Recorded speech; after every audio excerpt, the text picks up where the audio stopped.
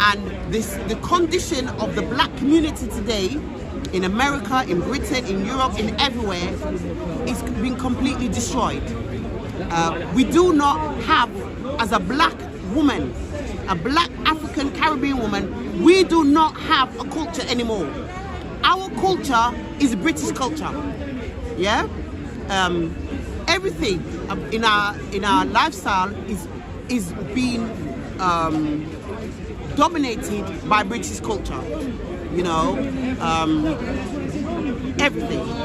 Do you believe in God? I'm not here to talk about that. I just wanted to ask you a question. I'm not talking about that. I believe they should bring in some form of Sharia law, yeah, into this country. Now, you don't agree, you don't have to. I don't, no, listen, listen to me. Because it's not today, I've just been saying this. I've been campaigning. This is one of my campaigns, my personal campaigns that I've been doing for a long time, a while now, yeah? The reason why I say that is because Christianity has proved that to not be effective. Anything goes in Christianity. Yeah, Islam is more regimented, more disciplined, more moral, it's more effective. Yeah. So basically, I believe that they should allow Sharia law to be implemented into the constitution in this country in some form of way, shape, or, you know. Yeah, I believe so, because I feel we as a black person, I feel we need it. Yeah, I feel that we're lost and we need some kind of guidance. See, me, I'm in agreement with you, but from this angle, because before I became a Muslim, as a Roman Catholic, I converted about 27 years ago. Yeah. And I could best be described as a black nationalist. That's what I could have called myself.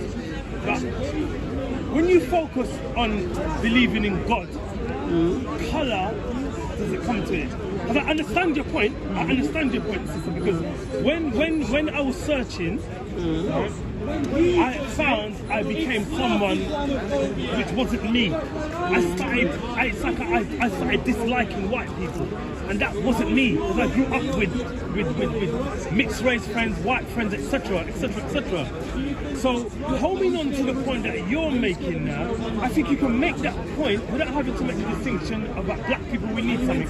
But for us, the most important thing for us is to worship the one God.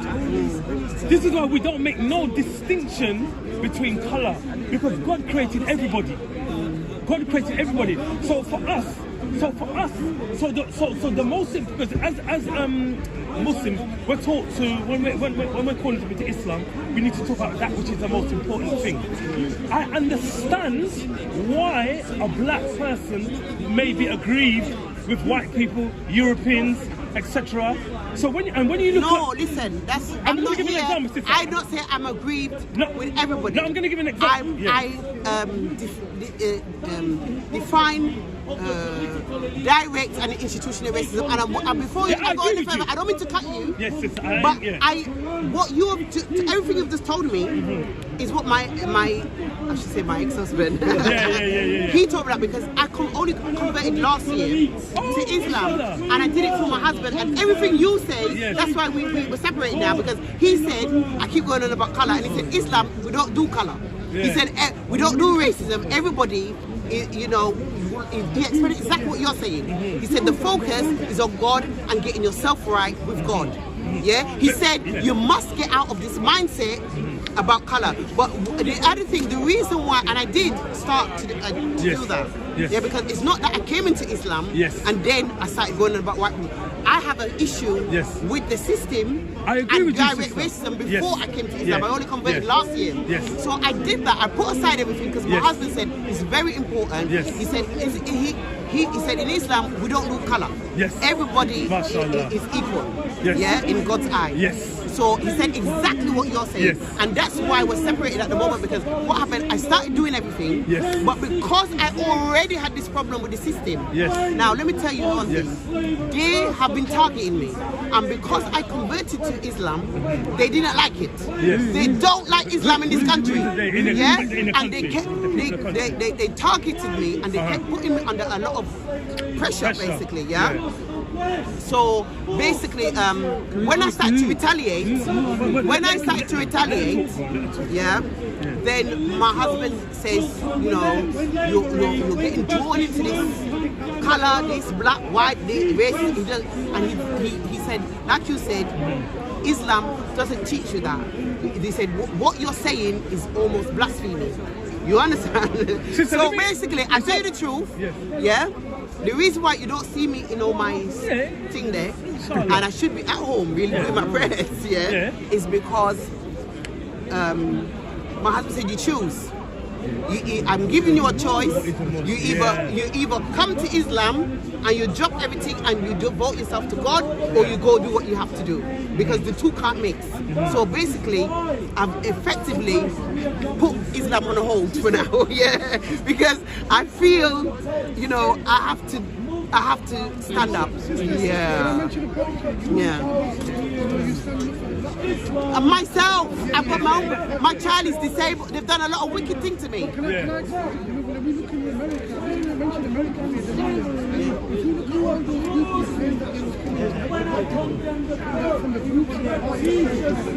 right there. You know, if you look at it, in the early 80s and 90s, people came and they give you example of Malachi Europe, he's bringing these people out of here from slavery and all of these different people. This man's been 140 years now in prison in somewhere in absolute time in jail, because while he was trying to say he's living in the people, he was dealing with the children as well of the people as well. So they put him in prison for 140 years. That was some of the guys who said he wanted to liberate black people away from all this white people, all these things that they were saying. Who's fan concepts in the nation Islam? I respect Brother Leo. You know Brother Leo Hamid? I love Brother Leo. I don't respect him. I love Brother Leo. I'll give you my rush. I love Brother Leo. I have to say that. Finish your point, Inti. Yeah, go on. If you look at nation Islam as well, he said the white man was created by a scientist and did a devil. He said what? He said the white man was created by a mad scientist. Who said that? I never heard Brother Leo, because they followed, you know, Nation of Islam. Master Farad. Master Farad looks like you. They look to him as God. So how you can say that? You know, because I know Nation Islam very well, because most of the places where I go from, which is Leeds, all my friends would come up on the same Leeds. I'm from Chapel Town in Leeds. Yeah, but that's where I was from. I'm from there. But I'm just saying to you, so you see everybody that was coming up, it was either Nation Islam, now everybody's coming to us, Islam, or the chematology ideology, and they say that the white people are there. But you think about it.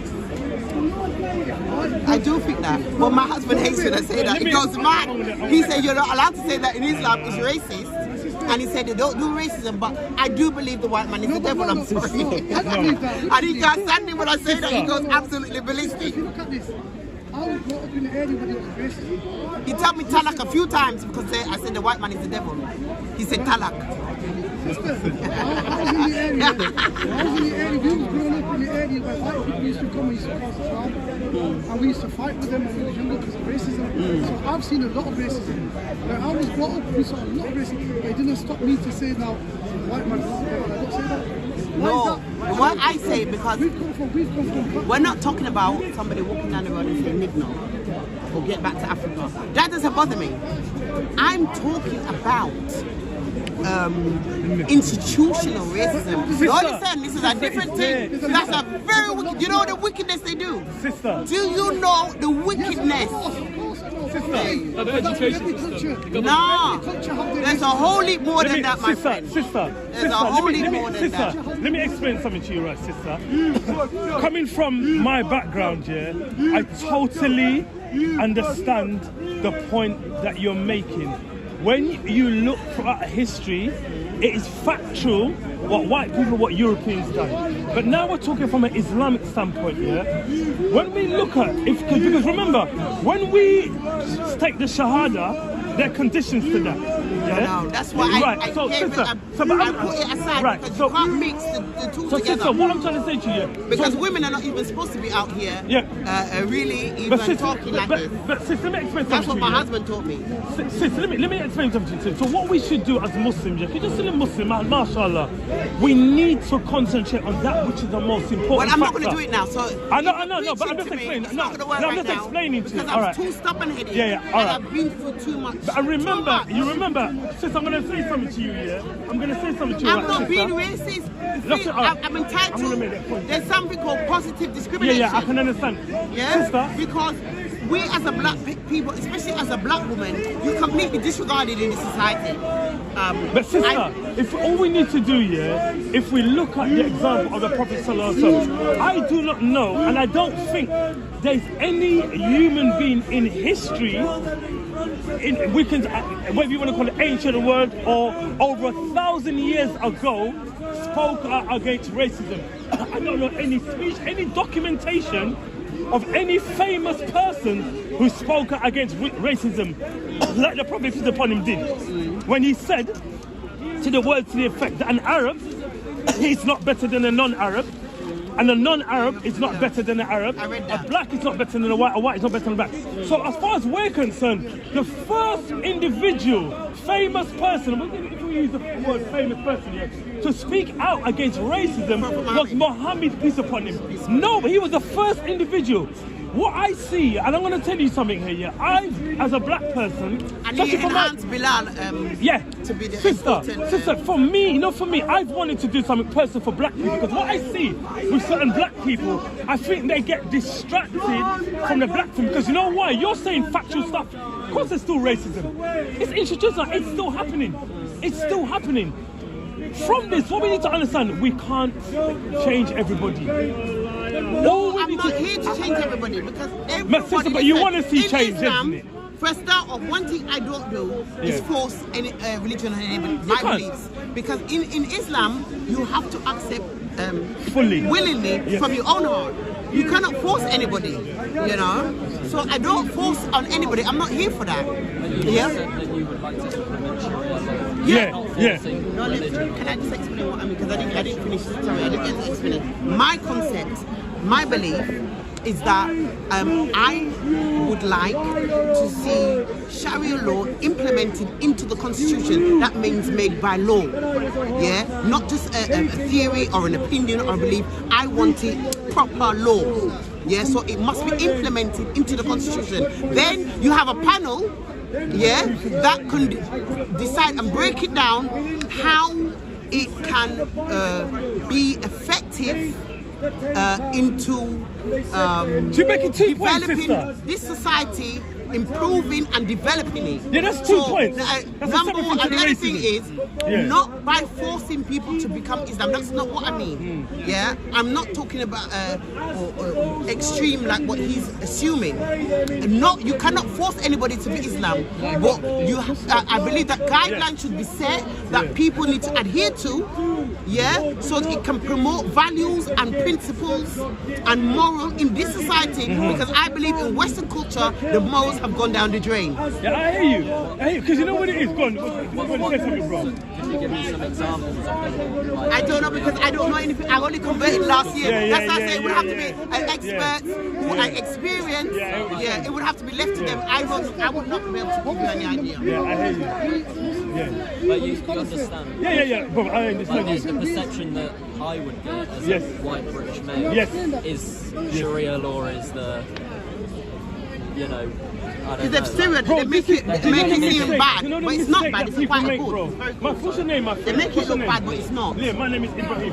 Liam, you know the mistake that people make, And this is the unfortunate, and I'm going to use the word evil, because it's intentful, it's purposeful by the media. What we do, we equate terminologies with certain things, like Sharia law, cutting off the hand. No, being kind to your neighbor is from Sharia law. Being dutiful to your mother is from Sharia law. Helping your next door neighbor is from Sharia law. But what the media has done, they've indoctrinated people. So you think Sharia law? Yeah, exactly. And even when it comes to cutting off the hands, it doesn't happen just like that. Yeah, you get warnings. It's not as though, someone stole something. You get warnings.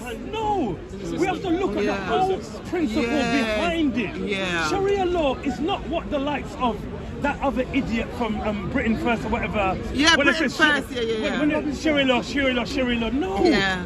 Do you disagree with being kind to your neighbour? No. Do you disagree with being dutiful to your mother? No. Do you disagree? No, of course we're not. That's what I'm talking about. All of this is part of Sharia law. This is why I'm here to try and learn about this.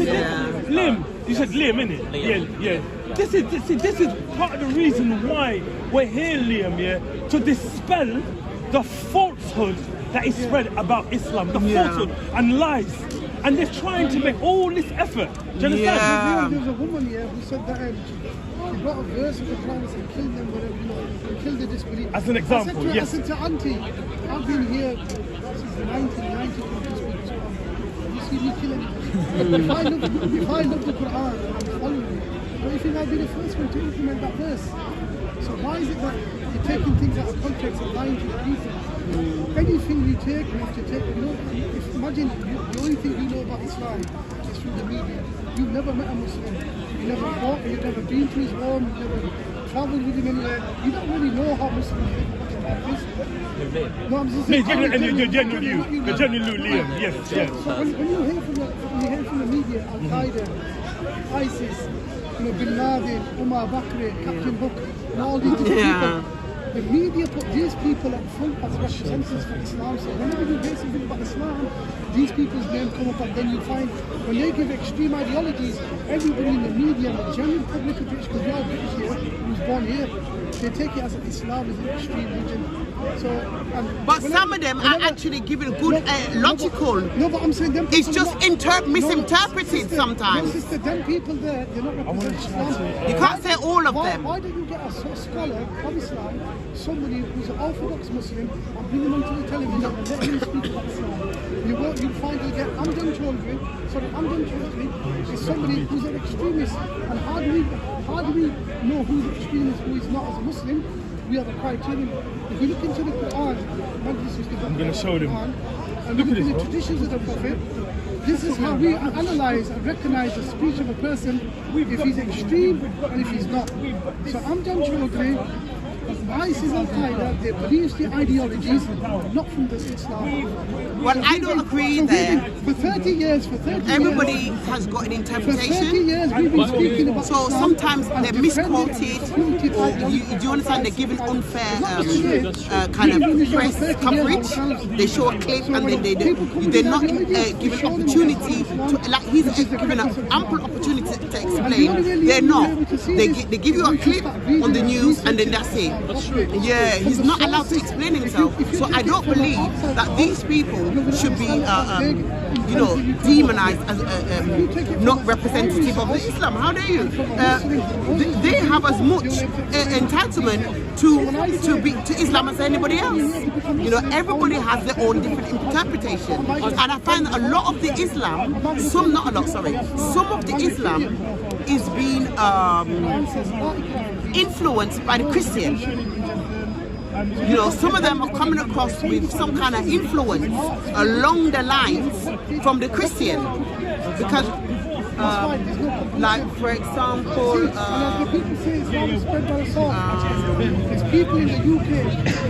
there's a lot of like for example the people that he's mentioned, even Abu Hamza, I think he was treated unfairly. Like they just said, oh, he's a terrorist, they extradited him, they took him to America and said, in actual fact, we are not able to speak to Abu Hamza. So you can't just speculate. We haven't heard from his situation.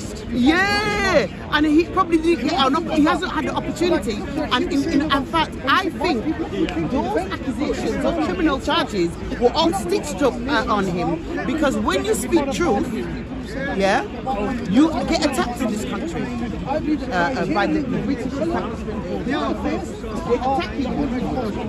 And what I noticed, the Christian, they want to dominate everything, even including Islam. They want to be involved in everything. You know, they don't leave nothing alone. You know, they have to be involved in everything and dictate everything, and they want to see how it's going. And they took anywhere. Do it that way. No, do it a bit more. I don't like this. I don't want to. That's why. Yeah.